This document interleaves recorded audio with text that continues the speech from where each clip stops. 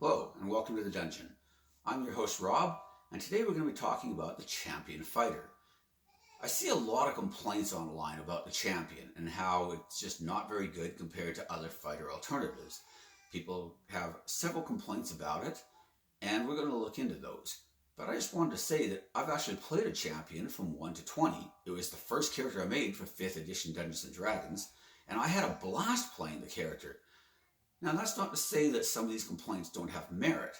I'm just saying that it was a ton of fun, and I thought it was very good.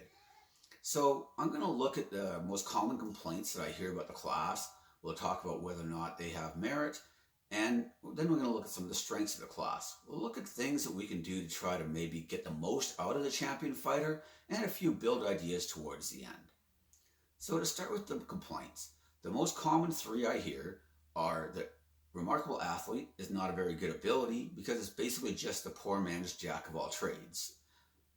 And the second complaint I hear is that a second fighting style is overrated and not really worthy of a level 10 ability.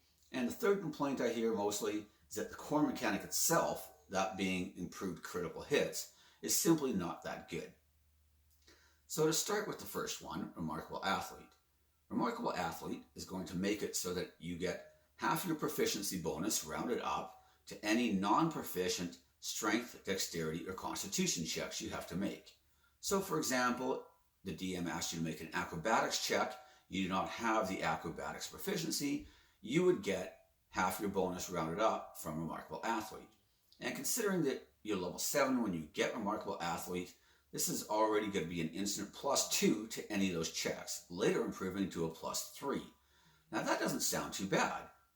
However, its most direct competition is the Bard ability, Jack of all Trades, which Bards get at level 2, not at level 7, and gives them half their proficiency bonus rounded down to any non-proficient check. In other words, it applies to far more abilities than champion fighters are getting. And it is only half rounded down compared to half rounded up like the champion gets, but the fact that it comes online at level 2 makes it a much stronger ability. And I think that there's a lot of truth to this. The champion is obviously going to benefit nicely when you have an odd proficiency score, say a +3 or a +5. But overall, Jack of all Trades is simply a better ability. But I don't know that that makes Remarkable Athlete a terrible ability. It's just that Jack of all Trades is really, really, really good. Also remember that initiative is a dexterity check. So Remarkable Athlete will instantly give you a passive +2 bonus to your initiative, later increasing to +3. And that can be kind of nice. If you're playing let's say a plate armor wearing guy and you don't have any dexterity, having a nice bonus to your initiative never hurts. On the other hand, if you're playing a dex-based character, you can have incredible initiatives. Just by combining Remarkable Athlete with a high dexterity character, you're going to be looking at +5 to +7 or even +8 later in your career. If you took Alert, you could easily have a +12 or +13 to your initiative. So while Remarkable Athlete isn't the best ability out there, I don't think it's terrible either. I'd give it about a C grade overall. Next is the second fighting style. And this complaint I actually disagree with quite strongly. I think the second fighting style is great. It can allow you to diversify your character so that you could be a melee fighter and an archer at the same time, for example. It allows you to cover for weaknesses that your character might have. So, for example, my character Borag, my champion fighter, was a two-handed half-orc, just using great weapons all the time. But this meant that since I was using a two-handed weapon, I couldn't use a shield, and my armor class wasn't as good because of it. By taking the defense fighting style combined with the great weapon fighting style, I was able to get a bit of both. I had extra damage from the great weapon fighting style and got a +1 bonus to my armor class from the defense fighting style, allowing me to partially compensate for not having a shield.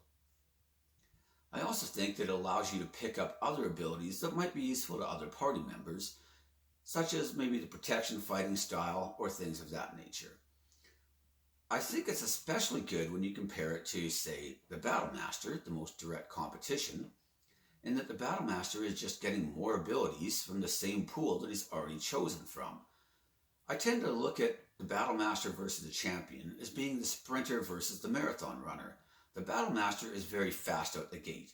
You have 4 superiority dice, you get to choose 3 special maneuvers, and those dice are going to recharge on a short rest.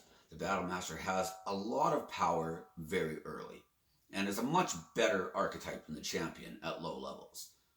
However, where the Champion tends to get better and better and better over time, I find the Battle Master starts to lose steam. I get to choose 3 maneuvers at level 3, 2 more at level 7, and then 2 more at 10 and 2 more at 15. But I'm choosing from the same pool that I already was choosing from at lower levels. In other words, by the time I'm level 15 and I'm choosing my 8th and 9th abilities from the same pool, I could have chosen these at level 3. I could have chosen them at 7. I could have chosen them at 10, but I didn't.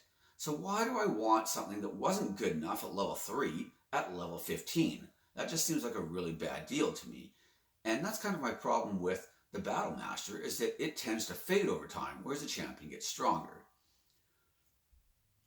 Now, the main core complaint about the Battle Master is the critical hit mechanic itself. And I think that there's some validity to this complaint. The problem with the Champion is that you can't choose when you're going to get a critical hit. It's just completely random and it's up to the dice. And that means that you're just as likely to crit some goblin with 2 hit points left who is going to die anyways, as you are to crit the Goblin King in the middle of the big fight when you really need it most. Whereas the Eldritch Knight and the Battle Master can use their big abilities when they need the most. The Champion has no control over this. And that is definitely a problem at lower levels. I had several weeks with Borag at low levels where he never crit at all. But I also think the problem tends to rectify itself over time. As you get more and more and more attacks, you just naturally crit more often. And I think I'm honestly able to say that at 11 plus, I don't think I ever had a week with Borag where we didn't get a crit. And he would sometimes get 2 or even 3 crits in the same round if I used Action Surge. So it is something that is definitely of concern at lower levels, but I think that it tends to take care of itself at higher levels. And that's where the Champion really begins to shine, is in the second half of your career. Especially things like Survivor, where if you're below half health, you begin to regenerate hit points every round equal to 5 plus your con mod. This allows you to stay in fights a lot longer. You can just regenerate back to half health anytime you're below, and your party doesn't have to use as many healing spells to keep you up. You don't have to use as many potions. You don't have to spend as many hit dice when you rest. The Champion is one of the few classes that doesn't have a lot of resources that they need to manage. And while that doesn't really appeal to some people who like to have lots of resources to manage, I think that it's one of the strengths of the Champion, that you are always good to go. As long as you have a hit point and a sword, you are still ready to fight. And I'm not saying that you should charge into every fight at high level with half health. Obviously, that's a silly idea. But I am saying that at least you're not the guy who's constantly having to tell the party, hey guys, I need to rest. I need to recharge. I have nothing left. Because the Champion doesn't really have to worry about that. Your only abilities, recharging on a rest, are common to all fighters anyways. It's Healing Wind, it's Action Surge, it's Indomitable. That's it. And all fighters have those abilities anyways. So you're not really having to be the guy who's constantly bringing down the party with, I'm out of power. I think that one of the strengths of the Champion really is that they just gain more and more ability and more power as you go. So I think that overall, they're a class that benefits from higher level play. If you're playing like Curse of Strahd, which only goes 1 to 10, or Tomb of Annihilation, which goes 1 to 11, or the upcoming Ghost of Saltmarsh, which is 1 to 12, then the Champion might not be your best bet. But if you're playing something like Dungeon of the Mad Mage, which goes all the way to 20, or even Out of the Abyss, or Rise of Tiamat, any of those adventures, the Champion's going to do a lot better. Or even if you're in a homebrew game and the DM says, I expect that we're going to get to high levels of play, this is where the Champion can really begin to shine. So I want to talk about some different builds. The first and most obvious is just the Great Weapon Fighter build. And that's what I did on my character Borag. I just decided to take half orc because you get bonus damage on crits. I took crit with mastery because if you get a crit, you get a bonus action attack, and then just combine that with the champion archetype where you just get more crits. It's pretty straightforward, but it's also very effective. This build really benefits from advantage, and I know that's kind of a silly statement because any class benefits from advantage, but the champion is exponentially more so, because if you look at a level 3 champion, you have 1 attack and you have a 10% chance of critting. That's not very good. But if you can get advantage, your chance of critting goes to 18%. Now at level 5, you have 2 attacks, each one with an 18% chance to crit. At 11, you have 3 attacks, each one with an 18% chance to crit if you can get advantage. And at 15, when your baseline crit just improves naturally and you are now critting 15% of the time, with advantage, that goes to 27% of the time. It also allows you to use things like Great Weapon Mastery a lot more frequently because the -5 to hit penalty is compensated for by the advantage, and the +10 to damage bonus from Great Weapon Mastery can really start to pay off. This is especially true in the hands of any fighter where you start to get 3 attacks around and eventually even 4, just allowing you to apply that +10 damage more times per round. But the next build I want to talk about doesn't even really care about critical hits that much. They're nice when they happen, and it's just an extra source of damage. But this build I call the switch hitter build, and it relies more on the double fighting style of the champion. The basic idea is that you're going to be a dex fighter at level 1. You're going to take the 2-weapon fighting style, which is phenomenal at low levels. One thing that's great about it is that with the fighting style, you now get to add your dex bonus to the damage from your offhand weapon, which normally you wouldn't get to do. The problem with 2-weapon fighting is it just doesn't scale very well to later game, by which I mean from 1 to 4, when you only have 1 attack, you can now use your offhand and your bonus action to make another attack. It is literally 50% of your attacks at this point. But by level 5, your extra attack scales up to 2, but you still only have 1 bonus action attack, which means that now it's only a third of your attacks. By level 11, it's a quarter of your attacks. By level 20, it's 1/5 of your attacks. Also, the higher level you get, the more competition your offhand will have for your bonus action. You might not want to be using your bonus action to attack every round. You might have something else you need to do with it. And so 2-weapon fighting in general just becomes kind of weaker and weaker as you go. This is why I like combining it with archery. You can take 2-weapon fighting at low level when it's still pretty good. At level 10, you get your second fighting style. You take the archery fighting style. The +2 passive bonus to your 2 hit helps to overcome the -5 from, say, using sharpshooter. And you just transition into an archer. And at level 11 and above, you just begin using bows pretty much all the time. This build really shines when you have someone else to tank for you, obviously. If you're expected to be the main tank, switching to archery is not going to help your party. That's going to be a terrible idea. But if you have a barbarian or a paladin or someone else who wants to be up front and wants to be taking the damage, you can be more of an off tank in the low levels and then an archer damage dealer at the higher levels. But you still have the ability to go into melee. So if you get attacked from behind, or if your party just needs an extra tank up on the front ranks for a bit, you can always jump in and do so, and you're still going to be very good at melee fighting.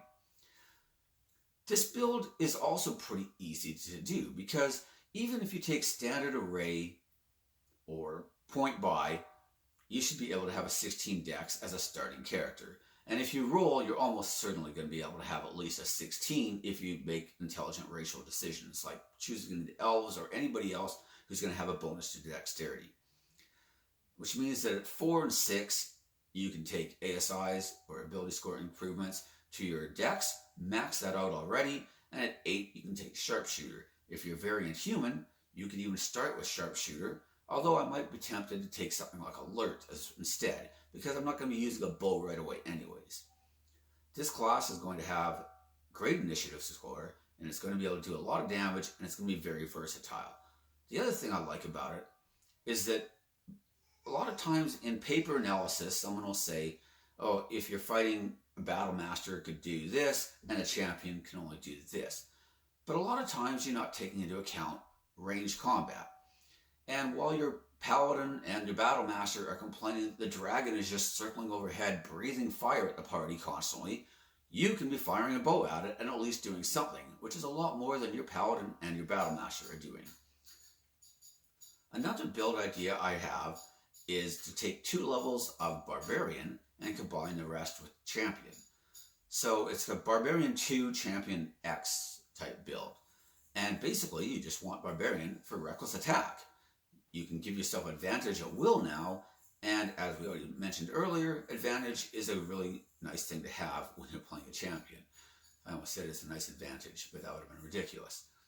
I also think that if you could somehow find a way to work Elf into this and take the Elven accuracy feat, you'd have 3 attack dice instead of only 2 with advantage, and it would be constant, and you would be critting like mad. The problem is that in order to use reckless attack, it is a strength-based attack, and if you want to rage, that is also with strength-based weapons, and elves aren't exactly known for their strength. But if you're in a campaign where you roll for stats, or maybe your DM just assigns you higher starting values, like I've been on a campaign where the DM assigned us 18, 16, 14, 12, 10, 8 as our starting stats, then I think that it would be a very, very solid choice indeed. The last one I'm just going to briefly mention, because this is actually more of a rogue build than it is a champion build. But basically the idea is to just take 3 levels of champion fighter so you can passively double your chance to get a critical hit on your sneak attack.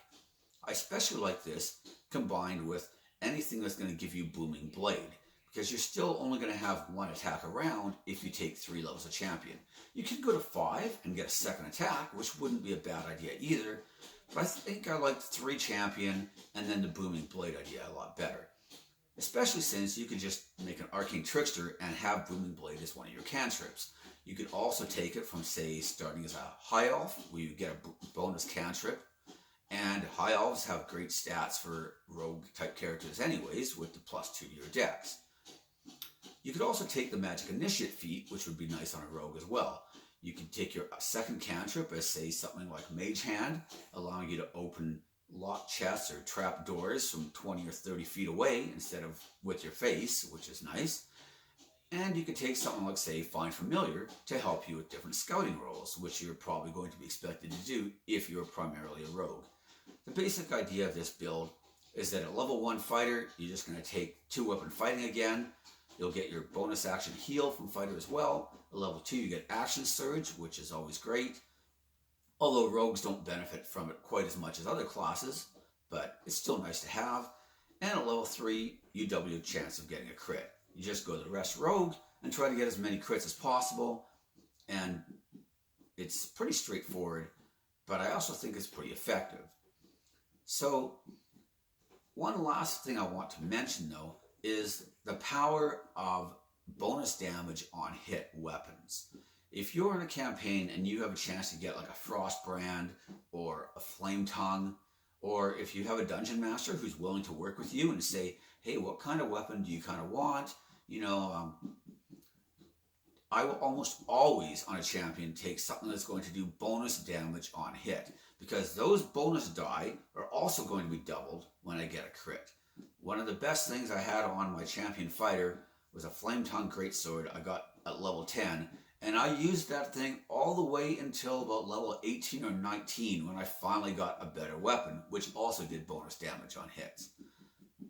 And I just used it throughout, but it was great, and it did a ton of damage. So I think that overall, the champion can be really fun. I think that it does suffer at lower levels, and is generally weaker than its most obvious counterparts, the Eldritch Knight, or especially the Battle Master. But where the Battle Master starts to fall off at higher levels, the champion starts to excel. And if you're going to be doing a lot of, say, long dungeon runs and things like that, the champion really starts to shine. As I mentioned earlier, the lack of resources to manage isn't always a bad thing. Where there are resources to manage, there's also room for them to be mismanaged. I don't think you can ever convince me that you've had a character go from 1 to 20 who every single day of his career used every single spell slot completely efficiently, or used every one of his superiority dice before every single rest. Mismanagement happens even to the best players, and it's not even necessarily your fault. You could have 2 superiority dice, but the cleric's out of heals and you need to rest. That doesn't mean that you did anything wrong with your fighter. It just means that that's just the way the game goes sometimes. The champion doesn't really have these issues, and I think that's one thing I like about it. But I also acknowledge that that's not going to be the play style for everyone. Some people like to have those kind of things to look forward to. They like to have different maneuvers. They like to have different spells. They want to know, this is what I can do. And for those kind of players, the champion might not be really appealing. But for people who just want the freedom to be able to basically do what they want and not be told you can only trip somebody 3 times more per day, then the champion begins to really excel. So overall, I actually think it's a pretty decent class. I think it's a lot of fun to play, and it's one that especially benefits from higher levels. If you're going to be playing at low levels, like I mentioned earlier, the champion might not be the strongest choice, but it might still be a fun choice, and at the end of the day, that's the most important thing, at least to me. So hopefully you've enjoyed this video, and I've been able to give you some ideas or insights, and maybe think twice about the class. If you have anything you want to add, please leave comments in the comment section. I promise to read every comment. Maybe you've played the class yourself. Maybe you haven't. Maybe you've always been interested in it, but other people told you it was bad, so you didn't want to. Whatever, just leave your stories in the comment. I will read them all. And feel free to hit the like and subscribe buttons. And I will see you next time in the dungeon.